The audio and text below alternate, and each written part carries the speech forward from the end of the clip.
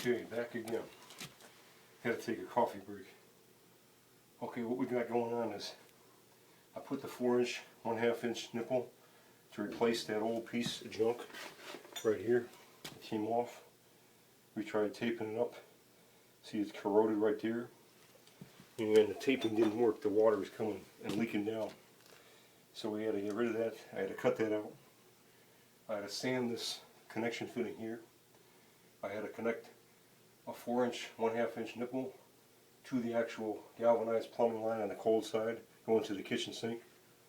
And then I had to add, after I put goop on the threads, I had to add a copper fitting on the end of the nipple. And that will go from there to another extension. And right here, I have an extension piece.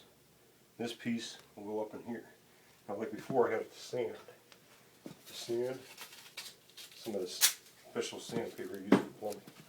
Sand inside this fitting right here. This way, it makes a good solid connection. When I split solder, sand it, and I can't do it over the phone because you get sand dust. Sand it. This will make it nice and clean. This part here has to be sanded going into the fitting. I did the outside of the pipe with the sanding inside of the pipe. Get that nice and clean. This way it gets a good solid connection. All it has to do is get the dust or the particles off here. See, that looks pretty good. Sandpaper doesn't last long. It doesn't last too long. The sandpaper doesn't last. You gotta it's like a real rough grit. Special for this type of work. You probably use different type of this. I bought this, and it's pretty good for plumbing. It's made for plumbing. Okay, now see, once you do it one time, the sandpaper you throw it away. This makes it nice and clean inside. And just to make sure, in case I touch it with my greasy hands, I got to do a piping up here and sand that, so that this way it makes a clean joint and there'll be no leaks. Sand that in there. If I can get this in there, make it nice and clean. Now, what I do is I take that adapter and I take my toolkit here.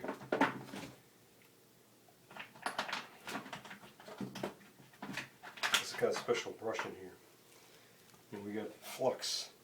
It's lead free because it's dealing with your plumbing system for potable or potable, I think you say water, and that's drinking water. If you have non-drinking water, like maybe you know, like a drain line for a supply line for a toilet, then you could use lead in a solder, but they don't even sell that today. You know, it's best to just go all lead free. It's cheap, you know, and it's required too. So, and you put that in there, and the flux here goes in here inside the fitting where you just sanded. See, and that makes a good solid flow of the actual solder. See, I go in there and coat the inside really good. You don't need a lot, but it's just sticky. It's like a glue, and that makes the solder flow. Set that aside here. Put the thing over here. Coat this. Coat the pipe, so that makes a real good connection. So you go around the edge, and what we'll do is solder the adapter from the table here onto that fitting. This way, the joints will match up good, and you'll be able to join another joint, because if you don't have it, you can't join two joints unless you have a connector. Simple things. When you go to buy this copper nowadays, everything's all locked behind a cage because people steal the copper, you know, for money. They sell it for pounds, you know, or whatever. It takes a lot to make a pound, but people that are poor, you know, that can't afford things, and that would want to take this from homes, they take it. See right there, but they have it locked where you buy it, because people that come in there, I was told by the manager of the store that people can swipe it. So that's why they have it locked up nowadays. Years ago it wasn't. I remember just a while back, but because times are bad And I'm not excusing, you know, what people do or endorse or nothing, but when times are bad, certain people, they resort to doing things the odd way, you know, not the acceptable way. So what we do is we sanded the inside of this fitting, made it real clean, see, and then coated it, and we'll have to solder it right here. And we'll get it in there. And we'll put it here, we'll put it up in there. We coated both joints, inside and outside. And we put it in there, and this can go all the way back. So you have to sort of like look through the fitting and judge how close, you know, the fittings will go together. Because when you're pushing this fitting together, you can go all the way through, you know, and then you have no fitting connection for the other pipe coming in. So what you have to do, you have to go about halfway and stop. And you can look through there and see inside the fitting how far you're going. And you go about halfway down in there. So you have room for the other pipe. Then we'll fire up the torch. This is a MAP gas. This thing here, we'll fire that up.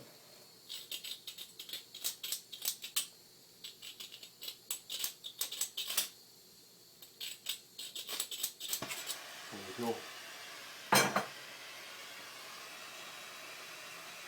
Fire that up.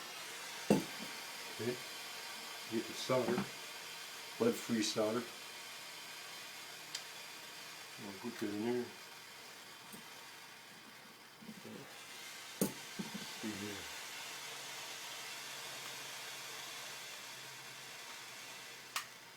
Yeah, apparently I got trouble with my torch here, maybe because I had these bottles of gas for years right here, and it doesn't seem like it's really flowing that good for some reason.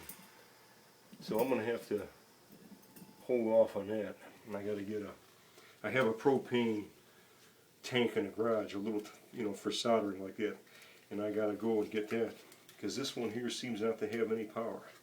It's losing gas. It feels filled up, but it's losing gas. So I got to get that out of here. I got to put that aside, let it cool down, then I got to take the fitting off of here, and it feels full. But maybe then again, who knows? You know, it's been quite a while since I used this. So, MAP gas burns hotter than propane. But I got one propane thing in the garage, specifically for those type of fittings. So I got to get that.